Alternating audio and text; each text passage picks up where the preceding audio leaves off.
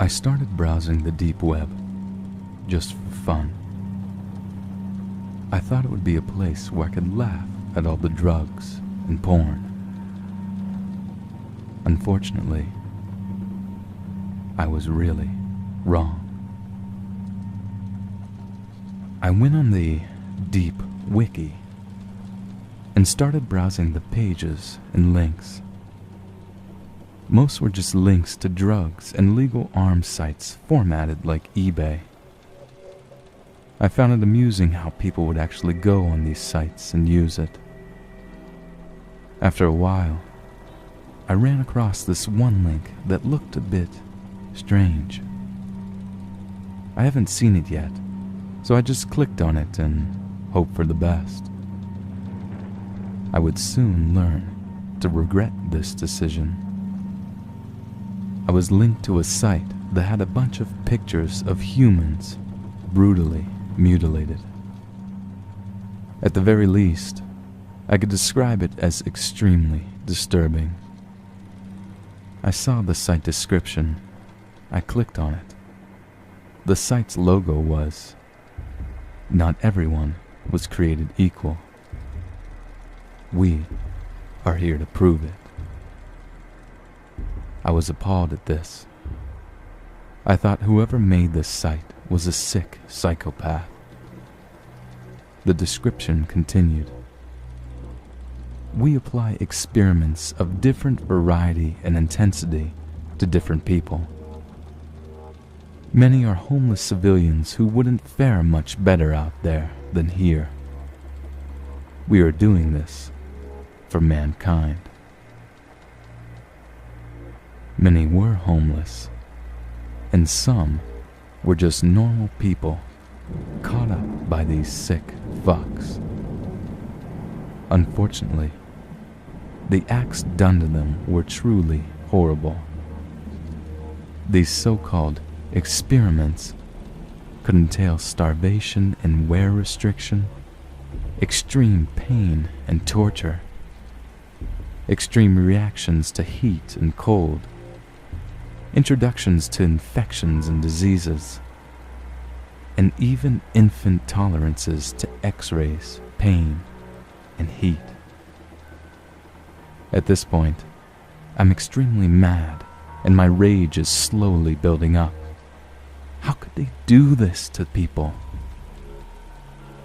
After a while, I finally work up the nerve to click on one of the pictures to look at the experiment and the result. In one I found especially sick and perverse. The scientists injected bleach into the womb of a 20-something-year-old woman who they made another test subject impregnate. They found that the baby died after 5 days of exposure. I see pictures of the experiment. It was horrifying, to say the least. I kept clicking and viewing other experiments. Each one was worse than the last. Eventually, I saw a whole page dedicated to infants and toddlers having experiments done on them. I got to the bottom of the page. The suffering these people had to go through. That's something no human should neither experience or witness. As I looked at the screen in complete horror, a chat box appears. "Hello, are you enjoying the site?" I reply to the random person. "Who are you?" He replies to me. "I'm the creator of the site. Don't you find this just interesting?" At this point, I'm getting extremely angry. This man is treating human life like an animal, and even less. It was truly sickening and depraved. I reply to the man, "This site is sick. How could you do this to someone?" "Now," he replies, "this is all for the good of mankind. I'm just seeing what I can prove. I'm enraged. My head isn't thinking straight. I reply mad and full of anger. You sick bastard. Without thinking, I post something really stupid. I'm reporting you to the police. A brief pause follows my comment. He writes. Your name is Michael, and you live in Massachusetts. I was stunned. The information was correct. I don't know why I didn't close the browser there, but I replied, No, you're wrong. He then proceeded to write down an address. It was my address, the full correct address. He ended the chat by saying, Have a nice day. I closed the browser and slammed my laptop shut. I called the police before I even told my parents. The cops asked if they could see my computer to have the URL to shut it down. Unfortunately, Tor doesn't save your browser history, so I couldn't even help the cops in shutting it down. The police said they strongly recommend that we move. Luckily, this happened around the time we were looking to move anyways. Our old house sold really quickly. We moved to the new house. I kept apologizing to my parents. I felt horrible about it.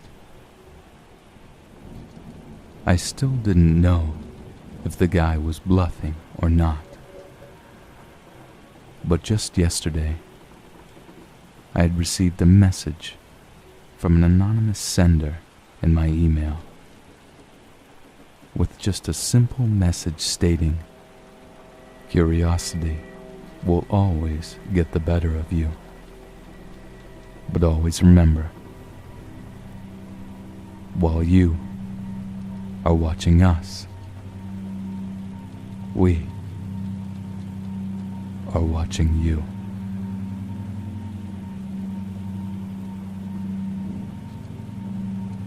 It was just a normal day. Our company was made to make house calls to customers who had problems with their computers. My job was mainly dealing with people who I swore didn't know the simplest thing about computers. Regardless, it was my job to inspect and fix the issue. That night, I had a huge list of people waiting to get their computers repaired. The next on the list was a business that couldn't bring their computers online. I was requested by the owner to come check it out as soon as possible. I got in my car and headed to his place. Since it was a business, I figured there may be something wrong with a network cable, or someone installed a Trojan horse by accident. I finished the drive there and entered the building. When I reached the building, the owner directed me to a computer. He said it wouldn't get online. He then continued to rant about how Microsoft Windows is horrible and other things until I pulled out my laptop to see what the problem was. I tried accessing Google on the computer. It said the URL was invalid. Since I know Google was a real site, there must be something wrong with the computer's connection. I checked the connection settings. I face-palmed at the fact that the computer was not connected to any Wi-Fi. All of the networks were locked with WEP security, so I asked the man to look for the passcode.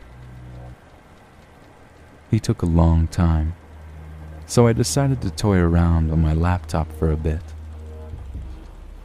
All of a sudden, a network appeared that had no security. Me, stricken with the agony of boredom, logged on to the network. I started going on the web, looking at articles and files when my computer began to freeze a bit. I found this strange. My laptop never froze before. As time progressed, it froze more and more frequently, with longer durations each time. Eventually, the browser crashed. As I was about to reboot my computer, a new browser started up, with a chat box in the middle. A random user logged on. He began typing. "This is your last warning. Leave this network now." At the time, I thought it was just a program built into this network to keep hackers away, so I paid no attention to it. It began typing again. "This is your final warning. Leave now."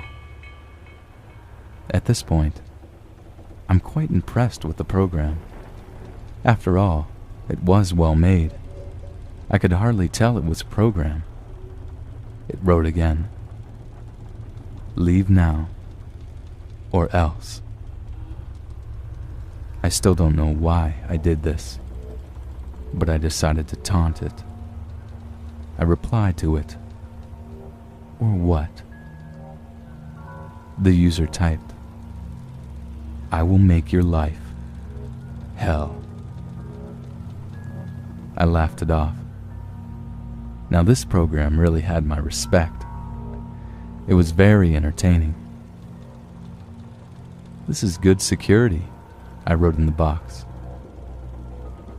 "I warned you," the man wrote.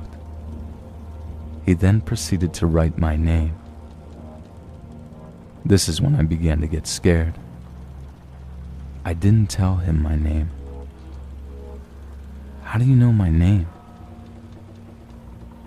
Instead of answering my question, he proceeded to name my personal information, my address, credit cards, phone number, social media account. These were all correct.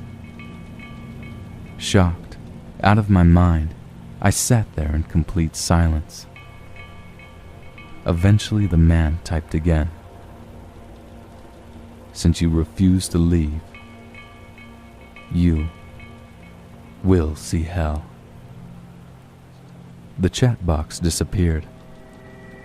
At this point, I'm rapidly pushing the disconnect button. It's not responding. The option to exit the browser and power off my computer are also disabled. As I look on the screen, I am filled with utter terror. I saw things humans shouldn't see. Murder, demonic sacrifice, rape, innocent babies being killed, and more. At the end of the video, I vomit. I couldn't take any more of this. The chat box reappears. "Leave while you still can," he wrote. I quickly shut off my computer and disconnect from the network. I don't tell the owner about this, as it would just make things worse. The owner came back and got connected to the wireless network. I rushed out of there as soon as possible. I'm lucky. I didn't hear anything of it since. I don't know what had me fooling around with illegal stuff like the deep web, but I heard that it was a place where stuff the normal internet didn't have was stored and viewed. Immediately I got interested and asked my friend how I may access the deep web. He wrote me down the instructions. After a while, I decided it was time to go home. When I got home, I looked at the card he wrote the instructions on. It said I needed a browser called Tor to access it. Needless to say, I got the search engine and read on. Next, it said I needed to find a page called Hidden Wiki.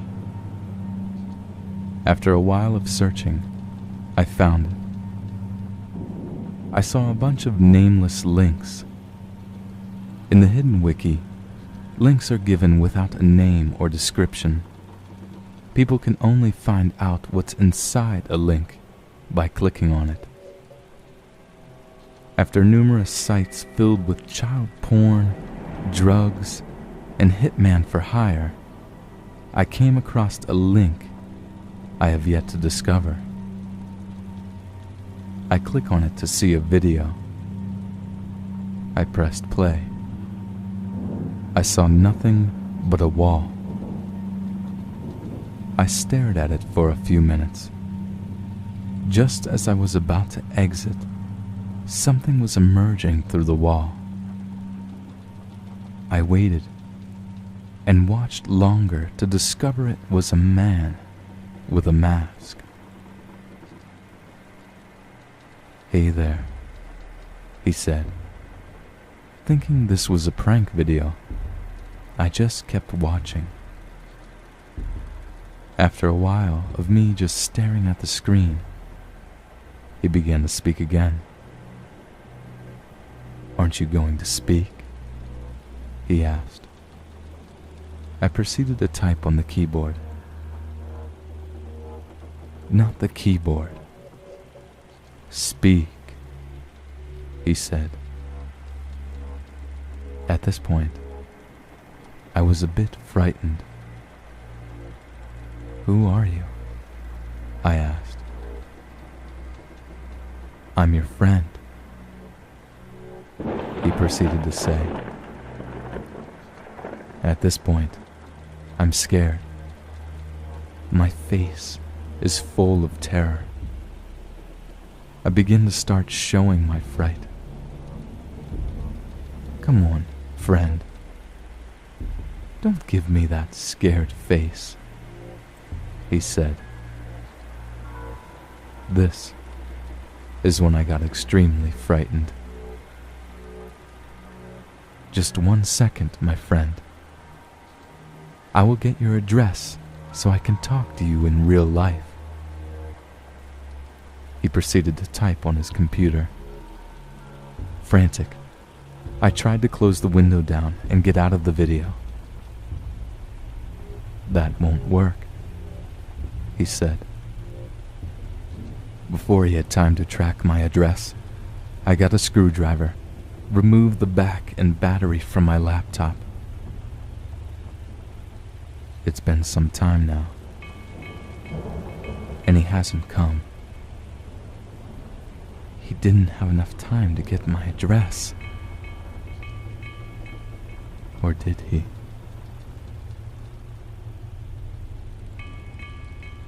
When I was younger, my friends and I would use the Ouija board to fool around and play with.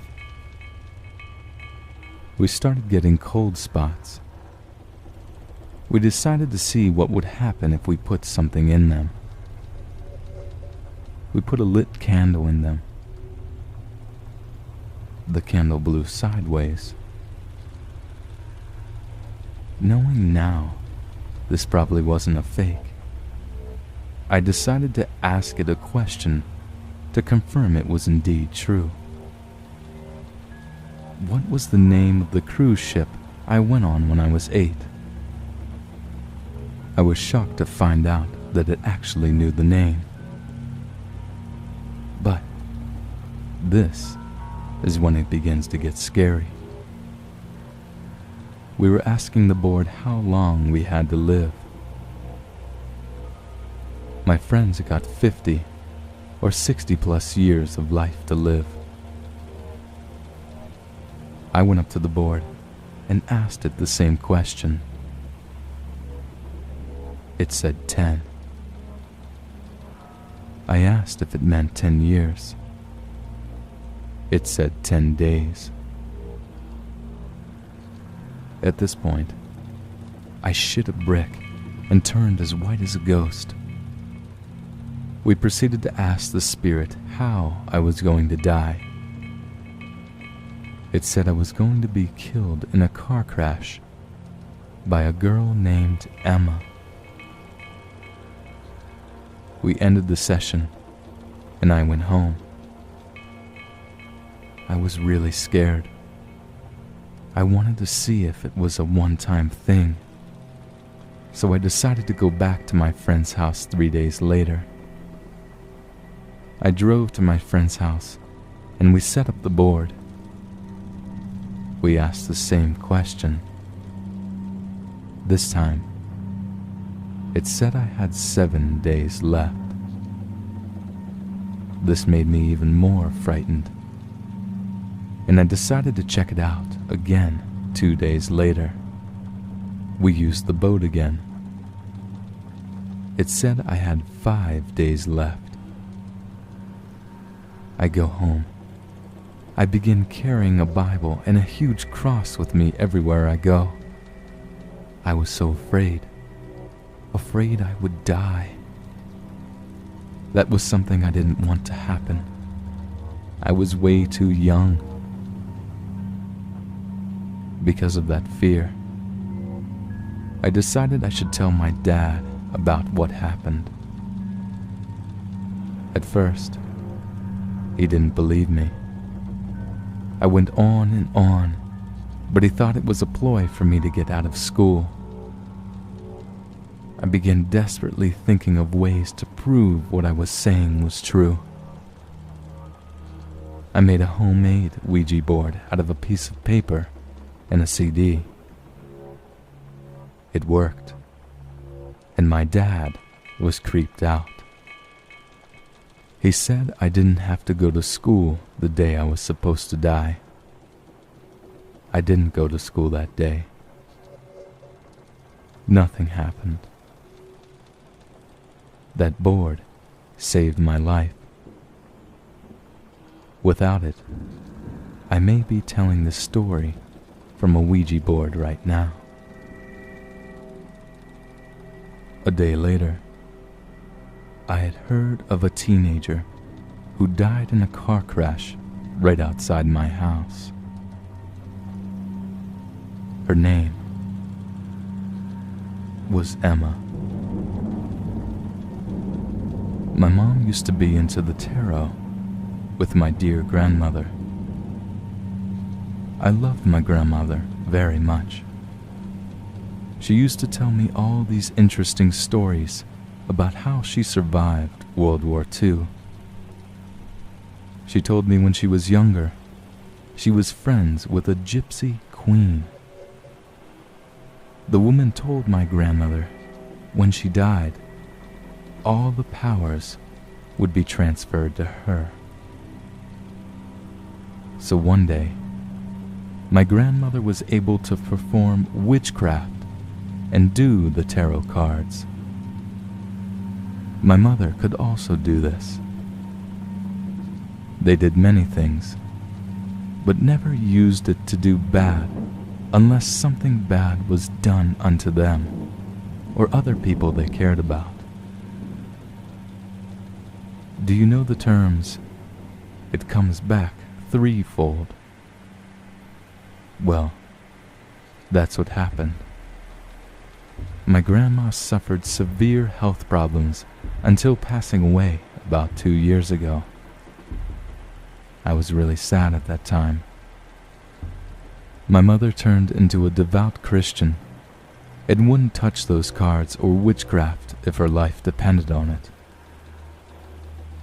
I, on the other hand, am a huge skeptic of the supernatural. It took my having weird and unexplainable experiences to at least take it into account. Naturally, I started fooling around with the cards. The readings I gave were surprisingly accurate. Eventually, I was able to persuade my mom to do a single reading for me. She did the cards and started interpreting them. Once she fell on a certain card. She grew silent. I asked her what it was, but got no reply. After practically begging her to tell me, she told me these words: "You, or someone close to you, will be faced with death, but will be saved by someone out of the family." At this time, the words pierced me a bit. However, I'm very cocky. I laughed it off. I didn't take it seriously. She continued the reading. It was a lot of fun.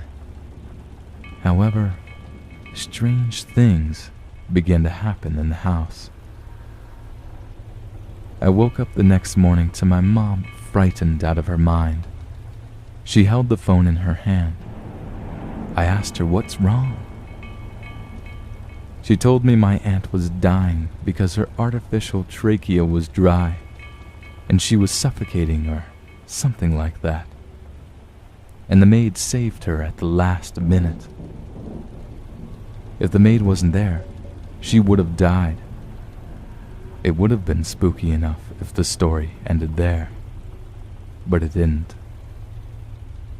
I was a bit perplexed, but I found it fun in a sort of sick way that the cards predicted this.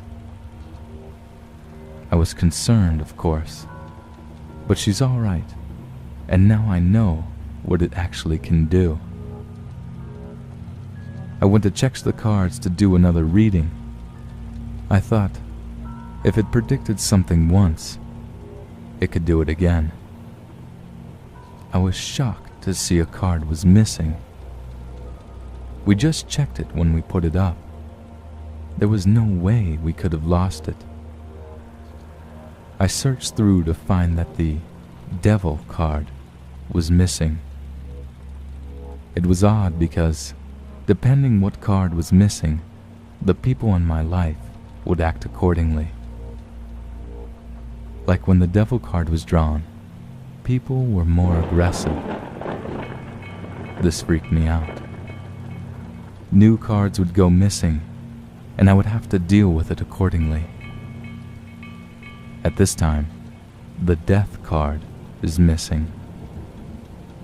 The people around me are becoming sick and having suicidal tendencies, all of which somehow come to bite me in the ass. It's like karma's sick way of paying me back. Then I started seeing things in my room. I saw shadowy figures out of the corner of my eye. One time, I saw a shadow dart past my TV. I found this frightening because the TV was right next to my bed. However, I'd always find a way to outsmart whatever it was tormenting me, and it'd leave me alone. It was all just little things, until one night. I was walking down the stairs, and I felt something push me forward with a hard force. I fell from the top of the stairs. Luckily, I was able to control my movement in air and land on my feet with only a sprain or a slight fractured ankle.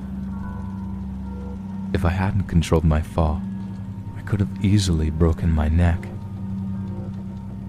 Another night, I decided it was a good idea to sleep in the guest room. It has a Tempur-Pedic bed and was very comfortable. Around 4 a.m., I was still up and decided I should lay down. I heard a raspy voice yell my name. At first, I thought it was my dad, but my dad's voice isn't that deep. I was a bit spooked, but nothing big. But then, The covers levitated off my feet. I silently screamed and kicked the covers till they fell. I was sleeping with a fan at that time, so I tried to recreate it. It wouldn't even raise it a little. I right away noticed a pattern. The way it was tormenting me was based off the five senses: hearing, touch, sight, smell, and taste. I put on my headphones loud and raised the covers over my head. I suddenly smelt and tasted something like sweet roses, and then a bad smell. I kept the covers over me. I felt something get on the bed and get close to me. It started poking me all over my body. It eventually stopped after a good 10 minutes. This is it. The last thing it could use was sight.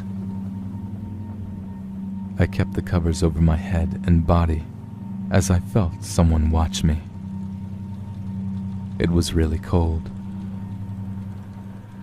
After a while, I felt it go away. I slowly brought the covers down from my eyes. Standing in the doorway, leaving me paralyzed in fear, was a glowing figure with dark eyes and pale skin that resembled my grandmother. She looked me deep into my soul and said, "Threefold."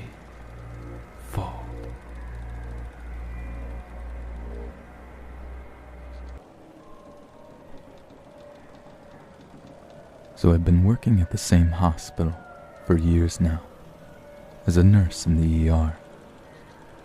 I've seen a lot of things, all kinds of horrific shit, blood and gore, and just about every household item you can think of inserted into some guy's rectum. I've seen limbs ripped off. I've seen intestines coming out. Almost 10 years working in an ER, and you're going to see a lot. You're going to be hard to shake. But last night, something happened. Some girls came in, and I've never been scared like this. I've never had that feeling of, I have no fucking idea what's going on with this patient, the way I have with these 3 girls. It was a sad, fucked up story to begin with. One of those men who gets off kidnapping girls and keeping them prisoner in his basement or his garden shed. Real sicko. But those poor 3 girls were found and rescued and brought right to us. Now, my hospital isn't that big. There's about 5 of us who have been trained to take a rape kit, and there were 2 of us on duty for that last night. Me and this new nurse named Laura. She's been maybe with us about 6 months. We were both paged to a set of examination rooms that were made up special for such a horrific occasion. Put aside so they're a little more private. They're subtly different, the assault rooms.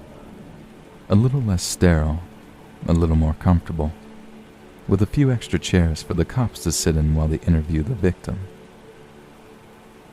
I expected reporters and wackos to be everywhere, but by the time the girls were brought into the exam rooms, it was all just whispers and gossip. Those poor girls, pulled out of some pervert's garage. Those poor girls, they can't even talk. Who knows if they're even from here?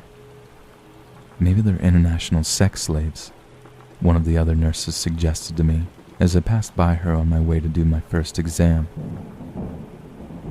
After examining them each, one by one, I've made the following observations.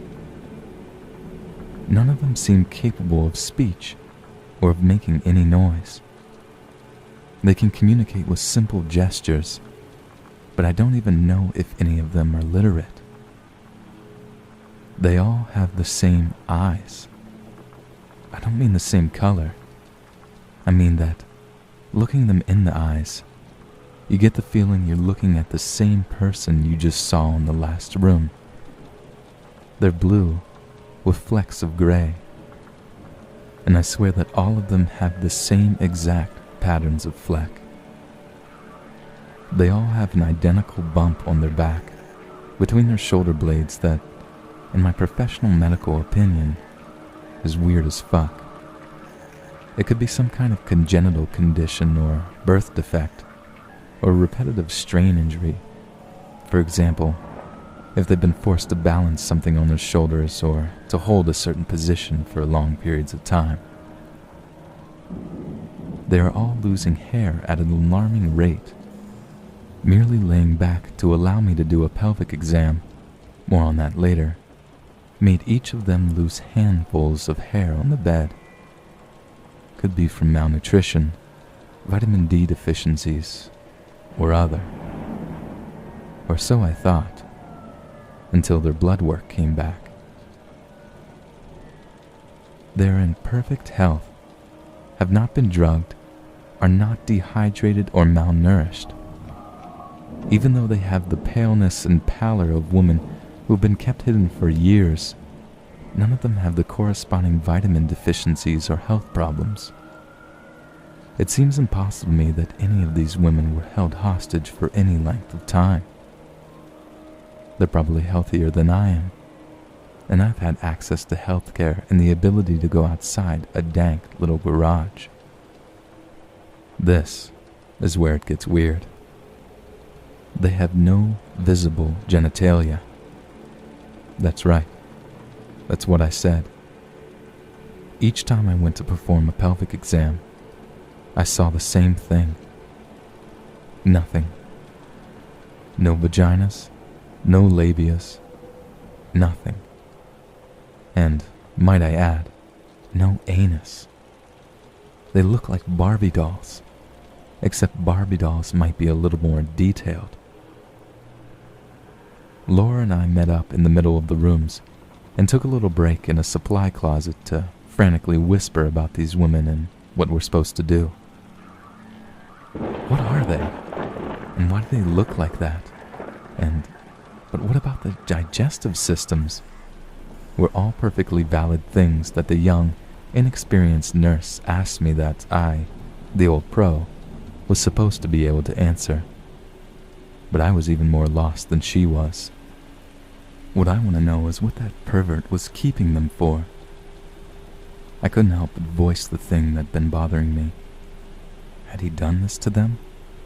Some kind of sick experiments in cosmetic surgery? Was it some kind of human centipede attempt that we thankfully interrupted in time? Should we get someone from gastroenterology up here? Laura asked. What if he sewed up their digestive systems? It wasn't right, though. There was no scar tissue, no sign of recent operation, and if they'd been like that any longer than a day or two, there would have been plenty of evidence in their blood of the toxin building up in their bodies. Nothing made sense. No, I told her. I'm going to try to communicate with them one more time before we decide on a course of action. I left Laura amid the blankets and towels, folded and stacked helpfully on shelves, and went back toward the assault suite.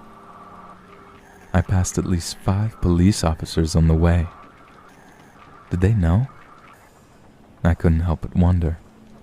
Did they know that these weren't normal victims? I knocked quietly before letting myself into one of the rooms, and I heard someone stop talking just as I entered. The girl was still sitting on the bed. Black hair, longer than I remembered it being, with vaguely Asian features. Her eyes were bluer than I remembered. "My name is Claire," I told her. "I'm the nurse who examined you. Do you understand English?" I asked, and my only response was a solemn nod of her head. "Can you speak?" I asked. She neither shook her head nor nodded, just stared at me with those blue eyes, swirling with flecks of gray. "Where are you from?" I asked her again, but only got the same response. "How old are you?" Again, nothing. "You have some physical abnormalities. Have you ever been seen by a doctor?" I asked her. No response. But the way she looked at me seemed to change somehow. I sensed a flicker of hostility. Anger, maybe, or resentment. It was not a professional question to ask, but my mouth formed the words before I could stop myself. "Are you a human being?" The girl's mouth dropped, almost too far open, and no sound came from her, but from all around us there was a screaming, erupting from all sides. There was a commotion in the hall as the police officers ran to the other victims, the ones screaming now for no reason other than the question I'd asked the only one of them that was still silent. The next 30 minutes or so after that was a blur. But I know that I got up and I left the hospital immediately. I don't even think I clocked out. I didn't even grab my bag. Didn't give a shit about my post-shift cigarette. I'm probably fired now, but I can't go back. They're still not on the news. I don't know if they ever will be. I don't know if the cops know what they're dealing with, but I'm sure not going to be the one who tells them. I can't stop thinking about it, though. What are they? And what if they weren't the victims? When I was 11, we went to a funeral. The man who had died was a good friend of my father's from the mill where they worked, and he had died rather suddenly, though for the life of me, I cannot remember his name. He operated one of the machines, and my father worked as the custodian. While he and my father were talking one day, a piece of lumber stuck in the machine. For whatever reason, the man ignored safety procedures and tried to free the stuck lumber. He succeeded, but got his arm caught in one of the moving parts and torn off. He died in my father's arms before paramedics could arrive. At the funeral, my father readied his eulogy and spoke of how his friend would always follow procedures until that one day when he lost his patience. It was a couple of days later when I first saw it. I was an 11-year-old boy at the time, and our neighbor across the street was a young woman who worked as a nurse at the hospital. I'm not terribly proud of it now, but I would peek out my window late at night to try and catch a peek of one of the fairly common occasions when she forgot to close the blinds in her room. Our street was a small cul-de-sac, with rows of squat evergreen trees lining the street, which cast long shadows in the light of the two street lights.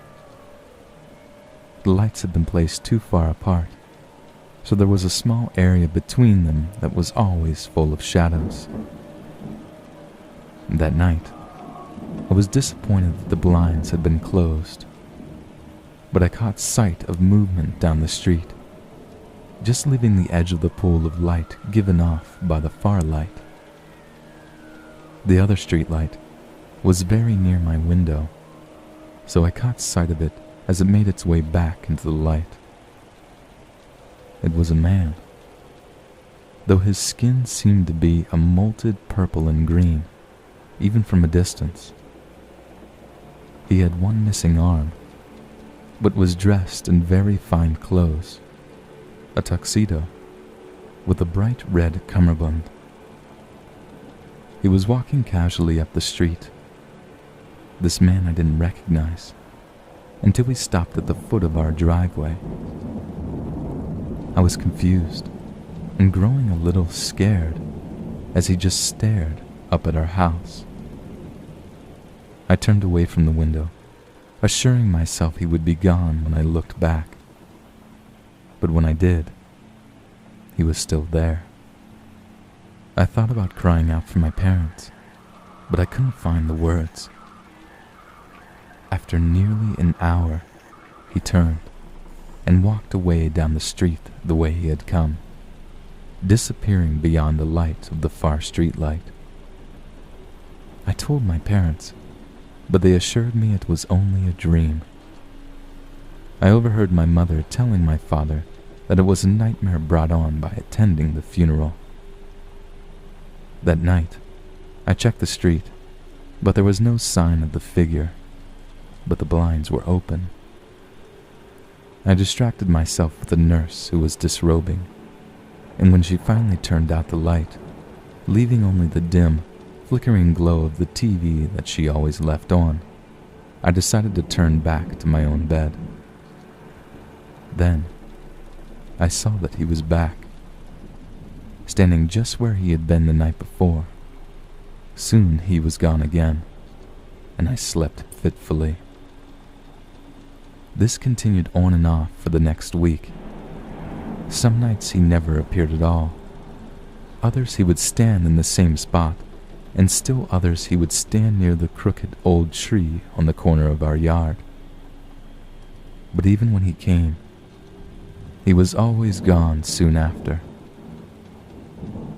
One night, I called for my parents to come see him, but as soon as I did, he turned his eyes on me before casually walking into the shadows and disappearing. My father was rather upset about being woken up for nothing, and told me that I would be grounded if I ever bothered him with this nonsense again. It was another week before he showed up again. I watched as he strode up the street, through the shadows, and to the end of my driveway. Then he turned towards the house and kept walking. My heart leapt into my mouth, beating furiously as the figure came ever closer. But the door was always locked at night. He couldn't get in. I told myself this, but when he got to the door, I heard a faint click and a creak, and then quiet footsteps in the hall. Someone had forgotten to lock the door. I held my breath as the steps got closer to my room, but they suddenly stopped, and I heard another click and creak. A few more soft steps, and then the room seemed to grow colder. Then the footsteps were back, retreating out of the house the way they had come, and I watched him stroll back down the street. I ran to my parents' room, but my father would hear none of it and sent me to bed. I didn't sleep. I didn't see him again the next night, or the night after. But on the third day, early in the morning while I prepared for school, and my father made his way to the car to go to work, he suddenly went stiff. His arm clutched at his chest, and he sank to his knees. I stood transfixed, while my mother screamed and snatched at the phone, and the woman from across the street sprinted away from her own car to my father's side. His face was twisted in agony, and his fingers grasped violently at the young woman holding him. But just as the lights of the ambulance rounded the corner, he relaxed and sank to the ground. My father died that day. I don't remember much about the days that followed. My mother cried. I cried. Friends and family offered sympathy, and there was a funeral at some point. They dressed him in his finest suit, the one he had boasted he would wear on my wedding day. I slept very rarely and very lightly after that. I would lie in bed and weep quietly to myself until sleep came, and then weep when I awoke. It was only by chance that I returned to my bed from the bathroom one night in time to glance at the woman across the street. She had undressed and soon turned out the light. It was only then that I saw them. The one-armed man in a tuxedo stood staring at her house, while a tall man in a fine suit stood next to him. Even with molted skin, I recognized my father. Then they started up the woman's driveway. Step by step, they walked in unison. And when they reached her door, my father opened it. Together they slipped inside. I was crying by then and shaking in fear. By the light of the woman's TV, I saw two shadows enter her room, and then saw her windows fog up. When the two emerged from her house and set off down the street, I fell on my bed and wept until I slept. The nurse was killed in a car accident 4 days later, and 3 weeks after the man who had stopped to help her died too. Then the doctor from the emergency room who helped him. Then the doctor's wife. Their neighbor, who was drowning when the kind old man who lived up at the end of my street tried to save her. I had developed a compulsive habit of checking the street every night to see if my father was coming back, but he never did. There had never been any sign of either specter until that night. Suddenly, figures appeared out of the shadows. A one-armed man, my father, a young woman, and a man with a limp, a man and a woman holding hands, and another woman wearing a white dress. They all walked in unison up the street, past my home, on their way to the old man's house. They would be back every night, I knew then, until the old man forgot to lock his doors. I never saw that day, because the old man was fastidious, and my mother moved us in with her sister due to money problems. But I know they are out there, each a link in a chain, each leading them to the last person they ever saw. That is why I never visit people in the hospital. I will never be the last person someone ever sees. I work on the oncology floor of a pediatric hospital. Sometimes it's difficult working there, due to the nature of the work. But other times, it is just so rewarding. And it's those rewarding moments that have kept me in this field for over 15 years. It was nearing the end of my shift, and most of my parents seemed content. I had one patient that I really took a liking to. She was a 9-year-old girl suffering from stage 4 leukemia.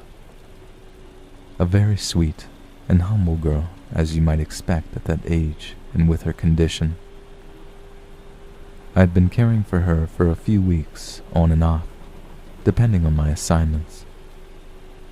Her condition gradually worsened, and when children are nearing the end of their life, I try to prioritize and spend more time with them. As with most of my terminal patients, I also try to stay optimistic and talk about things they like or what they would like to do if they could leave the hospital.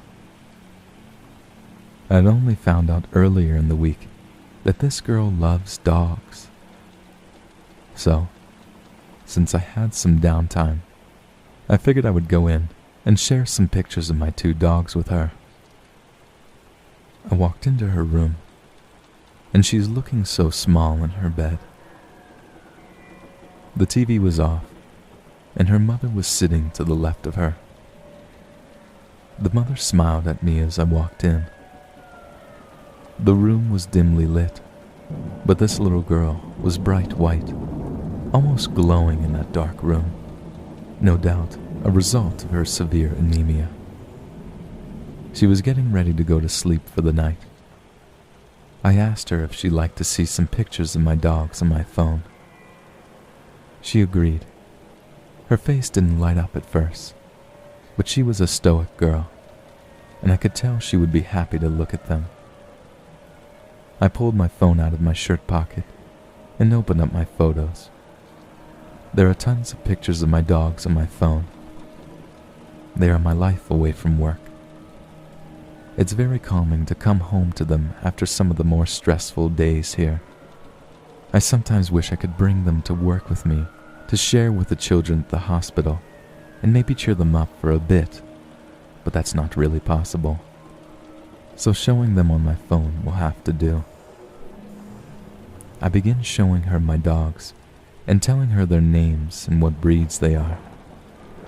I talk about Sadie, my lab shepherd mix, all black with beautiful shining fur. The friendliest dog I've ever met. When I explain how she jumps up and licks my face when I get home, the girl lets out a little smile and giggle.